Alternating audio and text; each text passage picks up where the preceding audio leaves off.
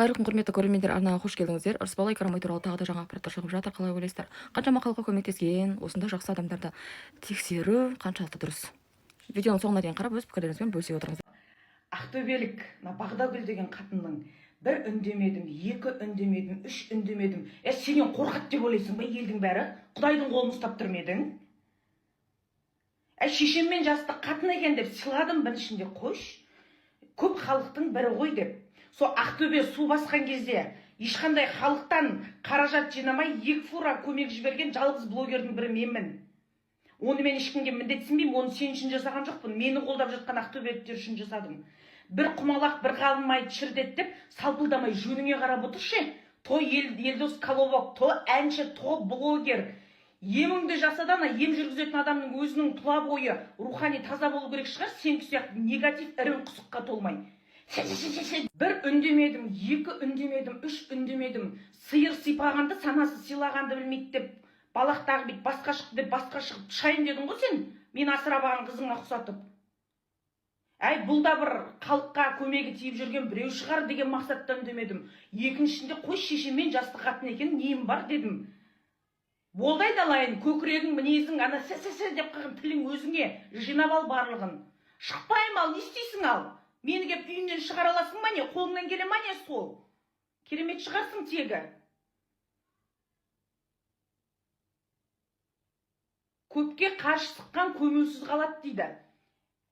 Көп қолдап жатқан қазақтың қатынының біреу екен, қош дедім. Сол 100 отбасы баспаналы болғанда, біреуінің баспаналы болуына бір тиын қосқан болсаң, келді манен соны талап ет. Айдылада отырып алып, шәңкіл деген иттердің соңынан қосылып біреу бермей. Айналайын халқым, сіздер кімге барып жолымда шықсам, кімнен барып ана дертіме шипа сұрап жатырмын, кімнің батасын сатып алып жатырмын деп ойланасыздар ма? Кімге барып жүрсіздер? Жаңа қатынға ма? Қазақта сөз бар, іріген ауыздан шіріген сөз шығады деп. Ішінің бәрі ірің, аузының бәрі шірік қатыннан ба? Анандай аузының бәрі былапыт, ішінің бәрі негатив адамның батасы қабыл болады деп ойлайсыздар ма? Жолыңды ашатын да, жолыңды жабатын да, дұғаңды қабыл қылатын да, батаңды ақ қылатын да, өміріңді гүлдендіретін де тек қана Алла. Тек қана бір Алла. Өзіңнің ниетіңе қарай береді. Өзіңнің еңбегіңе, әрекетіңе қарай жемісін көресің. Жаратқан тұрған кезде жаратылғандардан не сұрайсың? Ол да сен сияқты адам ғой. Адам, сен бірінші үлгісеш, мен сен шешен дейміз, қатармын почти сенімен. Тілің деген сен шешен дейді, сен ана тілің деген бір жасап тастаған әйел сияқты, мен сен менімен жасты шығар деп ойлайтын. Енекем шығар деп едім, бір енекем.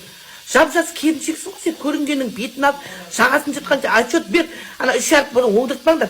Баланың бүкіл адамымызға тиісіп, бәрімізді бетімізден алып айқай шығаруына қарағанда, балағаттап айтпай жатқан сөзі жоқ қой мына кісінің. Соған қарағанда уже сенімді адамы болып тұр ғой жоғары жақта. Значит, қайырымдылықтың бүкіл қайырымдылық қорды тексеруге үстінде крышалар отыр. Бүкіл сонда халықтан ақша жинап, сол өздерін бір-бірін ауыз бастырғы болып тұр ғой. Көрдіңіз бе? Поэтому сіздердің оларға тістеріңіз батпай тұрған. Егер шынымен тістеріңіз бататын болса, ол адам өткенде перизат бірдеңе деген елді қызды ұстағыш шешеден қосып қойып, оны ұстаған сен бұрынғы Назарбаевтың адамдары көрді ме кришасы. Мынаның кришасы осы мына Тоқаевтың адамдарының іші. Поэтому мына қатын деген битпақ болып біз бәрімізді қырып атқан соң ғой, біз басқа қолын приступте знать етеді, бізге не керек бар олай вообще бір бестен қарабақырға жүріп маған сол халық үшін халықтың жеп қойған ақшасын орнына қою керек ол. Ана қарапайым халықтан алды ғой сен оны, жаңа үкімет берген жоқ қой саған.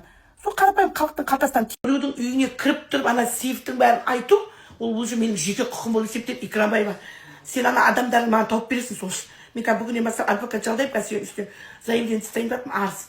Ол мен сенің мысалы ешқандай жеке басына тиіскен жоқпын ғой. Мен айтсам тек қана саған ескерттім ғой, тапсыр дедім. Сен бүкіл жекеме шығып айтпаған сөздерің жоқ. Мен міндеттімін. Адам баласымын, менің үйімдегі тұрған сейфті қалай біледі, спальныйыма кіріп, ол кім? Ол кім вообще өйтіп жүрген менің үйіме кіріп? Маған сол адам тауып бер. Ағайынымын, тумасымын, ол алаяқ деп. Мен алаяқ болса, мен үстіме қарсы адамдар арыз түсіретін. Осы уақытта мен түрмеде отыратын уақытым болды. Ешқандай алаяқтық жолым жоқ. Ол қасиет деген тарихта, әдебиетте бар. Бірақ мен ешқашан медицинаға қарсы қойып, жұртты молар алатып, қобыз тартып, шыңғырып, кетіп айқайлаған ештеңем жоқ. кәдімгідей как қазақы қолының қасиетін пайдаланып отырып көмектеседі.